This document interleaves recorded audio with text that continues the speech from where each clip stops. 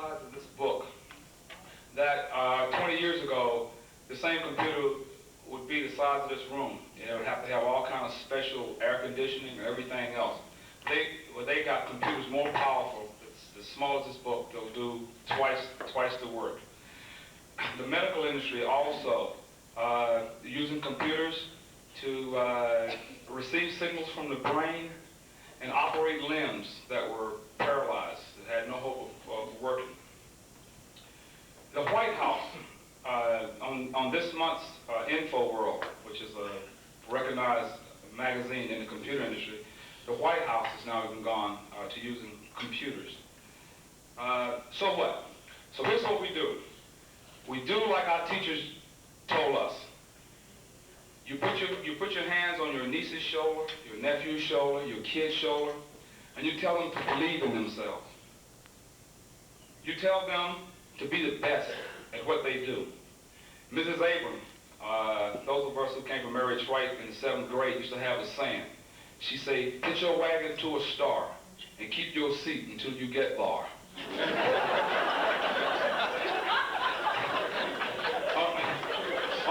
On the refrigerator, on our refrigerator in our house, because I know if I put it on the refrigerator, my kids will see it. I got a saying, and the saying is, if it's to be, it's up to me. Get involved. Get your children involved with operating microcomputers. Teach them the golden rule. Teach them the 10 commandments. You never know when they can come in handy. I know a guy that had a bicycle. Every time you saw the guy, he was on he and the bicycle. They were in several. One day he lost his bicycle, and he was so upset. He went to his minister, and he told his minister. He said, "I'm so upset. I lost my bicycle." So the minister told him, "Say, well, you go home, and you repeat the 10 commandments." So the guy did it, and a couple of days later, the minister was walking down the street. He saw the guy. He had his bike. He said, "Hey, Pierre, you got your bike. What happened?" He said, "Reverend, I went home, and I repeated the 10 commandments just like you told me to." He's saying, when I got to that part that said, "Thou shalt not commit adultery," I remembered where I left my bicycle.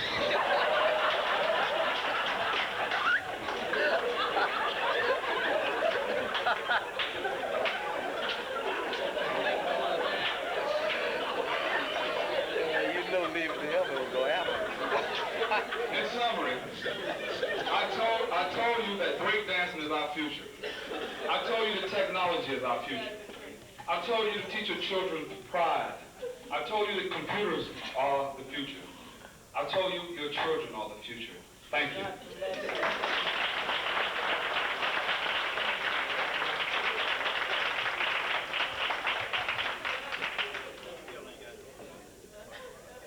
That was beautiful, Nick. For 20 years, I've been looking for that mouthpiece. The next portion, acknowledgement of the faculty, is a very sober and serious occasion, and the pleasure of the occasion is secondary only to the honor that it brings to all of us here. And there's the acknowledgement of those who spent so much time working with us, caring for us, sharing with us, making sure that all things be proper. Ms. Foster at Dean Street, Mr. Rivers, Mr. Coleman at Cummins Street, Mr. Watson at Highland, and Mr. Hauser at Mary H. Wright and their faculty and staffs, and countless others whose names time does not permit us or allow us to mention tonight. But in our presence, we do have some that I think is very special that we honor them. And I would like to recognize Ms. Lola Taggart.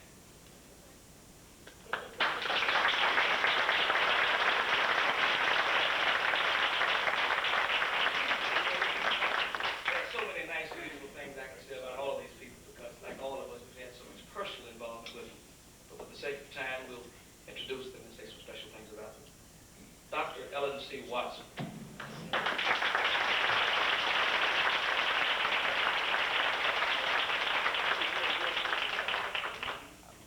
Man, Mr. Miller Cunningham, always prepared. Good man. And Mrs. Cunningham.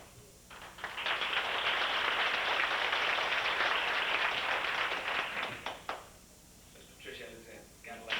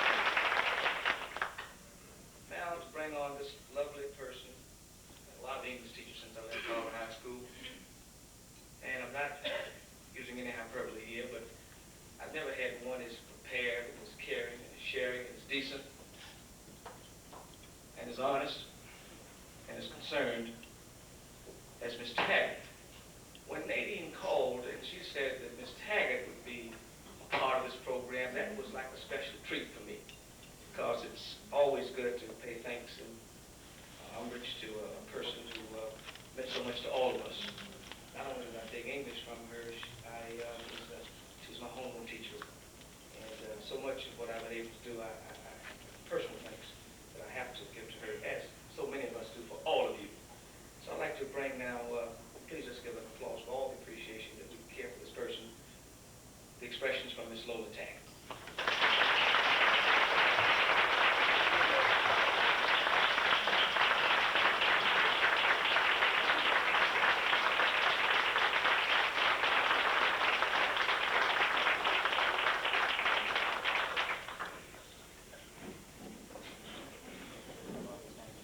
Thank you, Tony, for those very kind remarks. I don't know of a more delightful moment that I have had recently than to look in the faces of all of the dear students of the class of 1964 at Carver High School. To give and receive pleasure is a worthy aim of every individual. On behalf of the faculty of Carver High School, I assure you we receive the pleasure you are extending by having us share in your 20th year class reunion with much pride and delight. We're proud of you because you represent the kind of students we worked very diligently to produce. We will always share the same heritage, dear old Carver High. 20 years ago, you developed your philosophies. With the help of every teacher who touched your lives in any way. Setting your goals was not quite enough. You realized that in order to achieve your goals, you had to persevere. Early in life, early in your career, you also realize that life is not easy. You have your ups and downs, your pleasant and unpleasant experiences. Yes, you even made regrettable mistakes. It's good to make mistakes if one uses the mistakes in a very profitable way to broaden his life, to broaden his knowledge of solving problems, to develop an understanding of the pitfalls of life, and be determined never to make the same mistake again. After 20 years, it seems that you have managed your lives very well. Some of you have gone into professional education, others into communication, nursing, small businesses, and other profitable areas. Without a doubt, you are well satisfied with your means of earning a livelihood for yourselves and your families.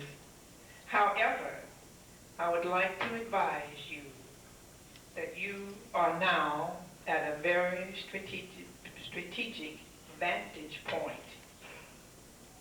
You are now in your prime of life, your most profitable years.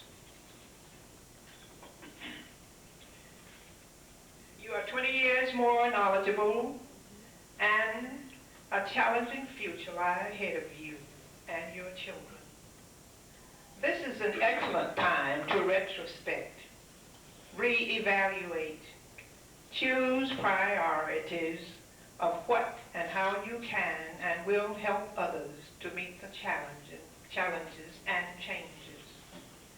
I would suggest strongly that you make parenting an art of many facets and working with youth groups your priority. Begin at home to develop that much-needed self-image. Discipline your children well. Sometime when they are attempting to defy you, they are merely crying out for your guidance and help. I'd like to quote an incident here, or I'll say 20 or 21 years ago in study period, a young man came to the desk and he said to me, "Miss Taggart, do you know sometimes we pretend we don't want teachers to discipline us and don't want them to see that we do our work well. But we think more of teachers when they discipline us and have us work to our abilities. He said the same thing with parents. We love our parents more and think more of them when they discipline us and have us do the things they know are right for us. I wonder if that young man remembers that as vividly as I do. That person was Albert Gray.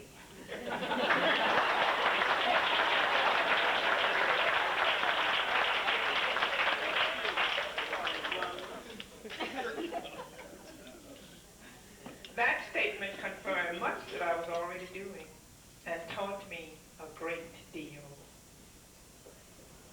Then, a couple of weeks ago, I was listening to a Dr. Phillips, and he made this statement: encouragement is the oxygen of the soul. I thought that's a rather interesting and true statement. I also thought further, well, you know, I think I've been giving a lot of oxygen to souls a long time.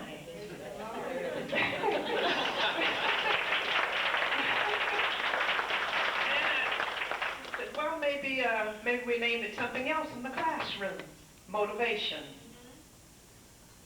Then, too, I thought I worked with students outside of the classroom, and I'm always encouraging them to do their best, whatever that is. Do your very best. And I concluded that encouragement is the better word of the two, because it reaches beyond the classroom where we use the word motivation.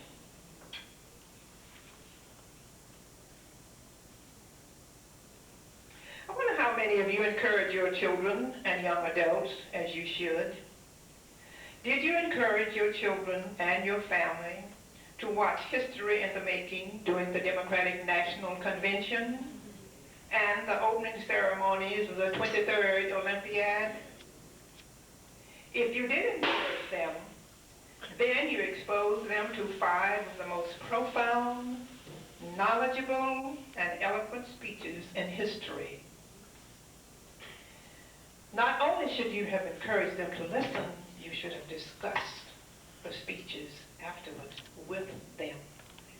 Exposure, I assure you, exposure to cultural events, I would say, broadens one's intelligence. Sometimes you may wonder, well, why can't my child write? Or why doesn't my child do well in writing? Have you done your part by having discussions with him, exposing them to the very best of cultural events on the television? Television is a wonderful medium if it's used correctly. It can be very detrimental if used incorrectly.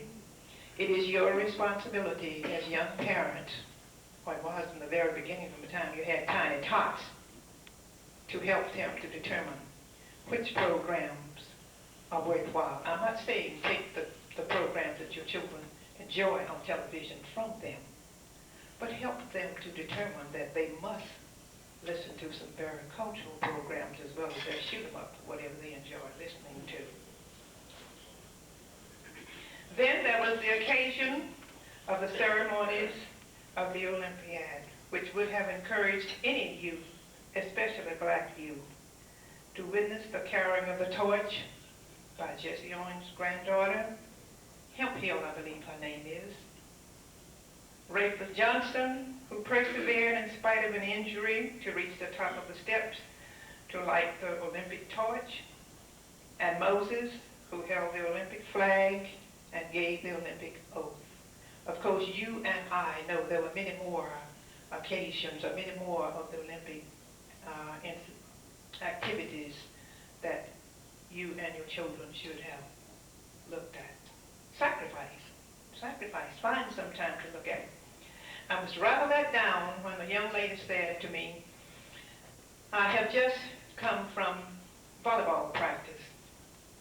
Oh, did you look at the volleyball game on the Olympics? No, I was sleeping. Can you imagine a youngster going out for volleyball, practicing volleyball during the summer, and not being encouraged to watch at least the volleyball games during the Olympics. Instead of sleeping, don't let them sleep their lives away. Don't let things pass them by. Encourage them. Add a little oxygen to their souls.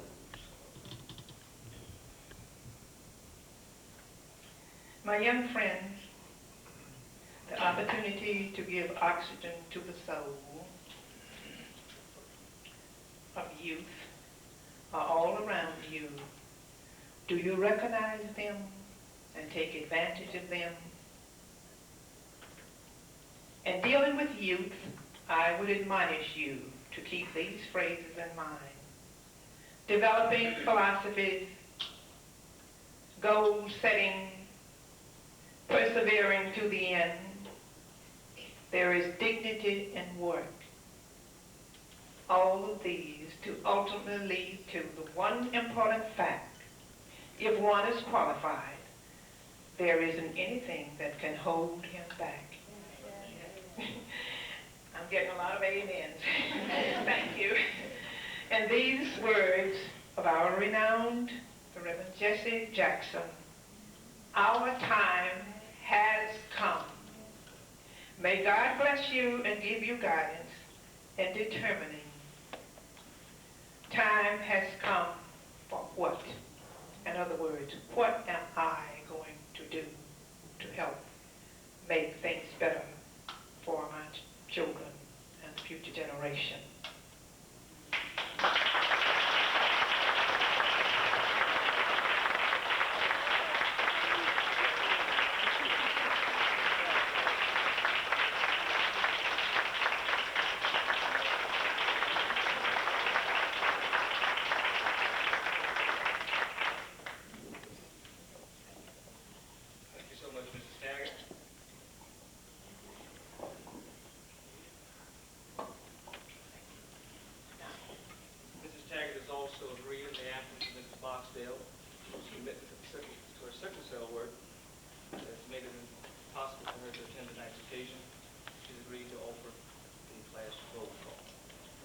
You perhaps have heard enough of me. However, I'm so happy that my students know that I will serve whatever they ask me. I'm just happy to do this. When Nadine called me, I hate to worry you. I said, well, you're not worried me at all. And she wasn't. When I make the complimentary statement about each of you and call your name, will you please come and stand? I assume one on this side, one until we get across the platform. The president of the senior class voted most likely to succeed, most congenial, Albert Gray.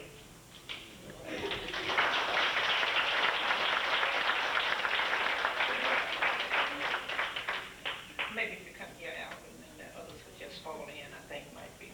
Thank you. An artist in his own right, which the cover of your program tonight clearly depicts. Joe Jones.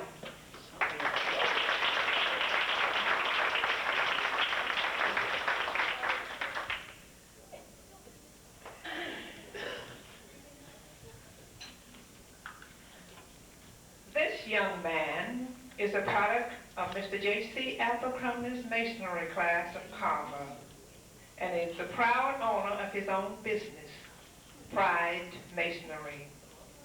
This subcontractor is none other than James Kershaw.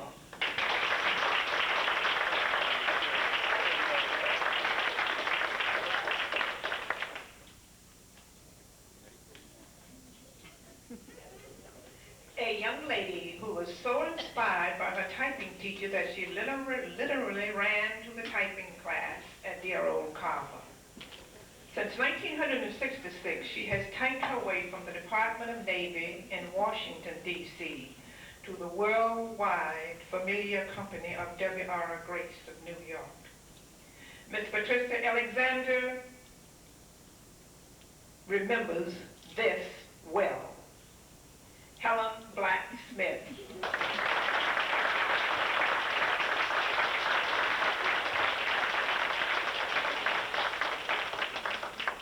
When you have a need to reach out and touch, this young lady is there to help you.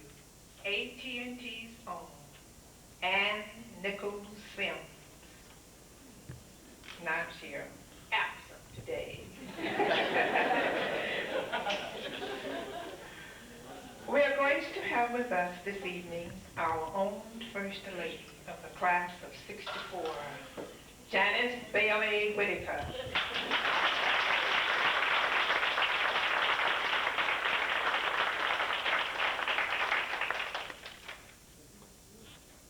You could always spot this young lady in the crowd. She was well groomed to perfection. She makes her living giving others the pleasure of living. Now a hairstylist and enjoying it. Betty Pitts Strait.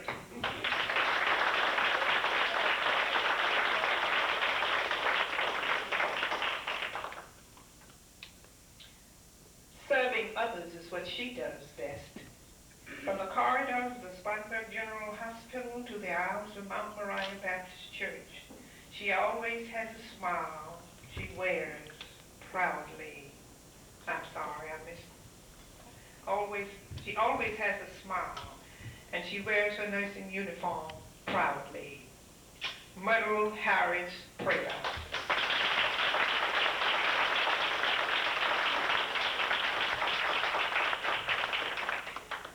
Voted best dressed by the class of '64. 20 years later, a professional hairstylist. Look at our Mr. Willie.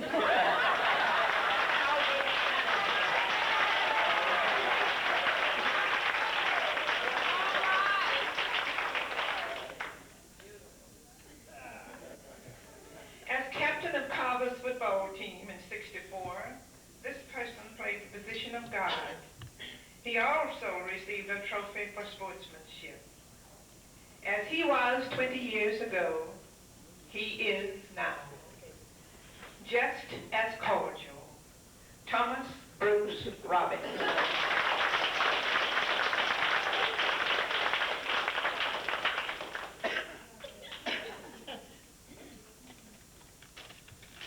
This fullback possessed the epitome of charisma as he represented the Carver High Tigers. Alicia Anderson, better known as Lish. We have another absent student tonight, yes. The computer age was not recognized until this young man started out. Being voted vice president by his peers was just the beginning of this horn-blowing performer. He now owns his own computer business in Pennsylvania and is representing Spartanburg well in his achievements. One of the best all-around alumni, Alexander Nichols. We call him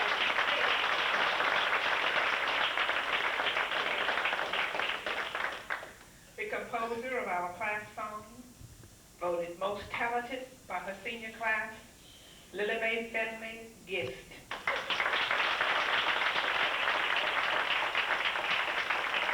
This is not on this sheet, but I'm going to say this. Lilly Mae is an English teacher in New Jersey.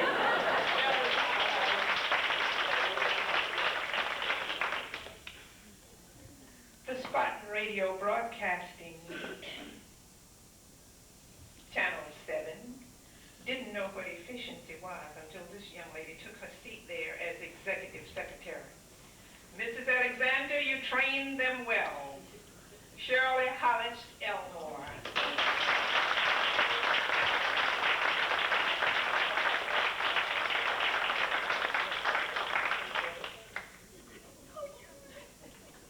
Leontine Price, eat your heart out. We have our own Spartanburg renowned singer. You can find her any weekend singing her heart out throughout the city, the well-known Tri-City Singers, or at Friendship Baptist Church, where she is very active. Phyllis McClintock Myrtle.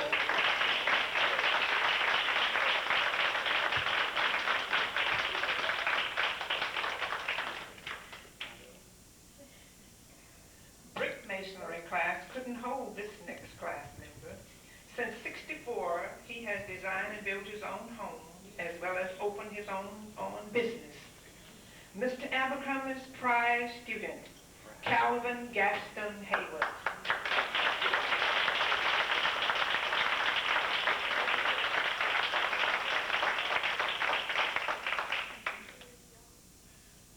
If the Olympics had a trophy for quietness, this fellow would certainly win it. Edward Anderson.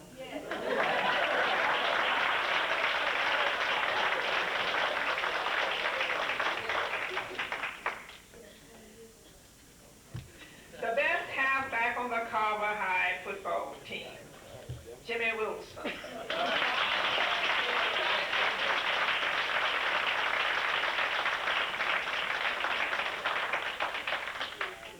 This young man hails from W.R. Grayson Company as an outstanding employee. From what his wife says, he's tops of them all. Willie Murphy.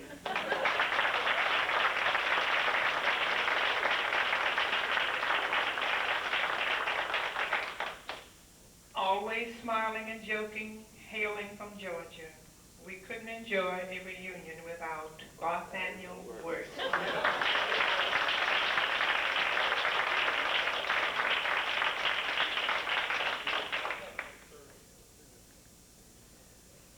Voted most talented by the senior class, he displayed his musical talents well.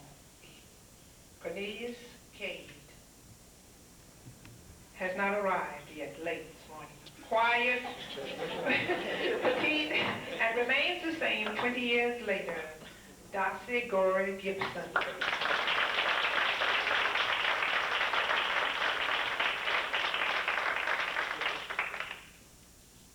The students always arrived safely at dear old Carver, and this young man was in the driver's seat as a bus driver. James Pryor.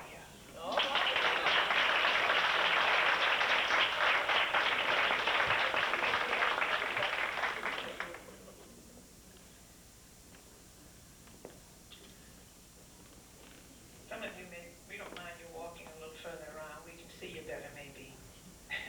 Our reporters couldn't get an update on this world traveler, but the Vine informs us that she's among executive ranks with a prominent business firm, Lutricia Brown Calliham.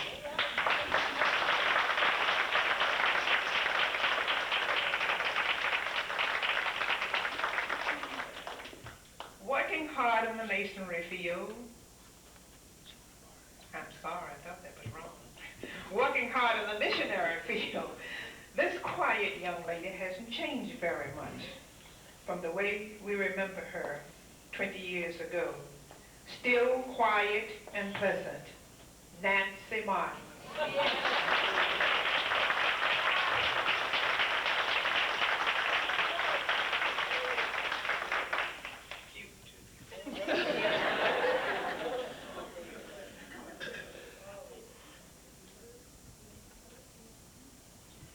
Mrs. Alexander, you had one business student to go astray from your typing class, but not before trying her hand at typing and then exchanging it for a master's degree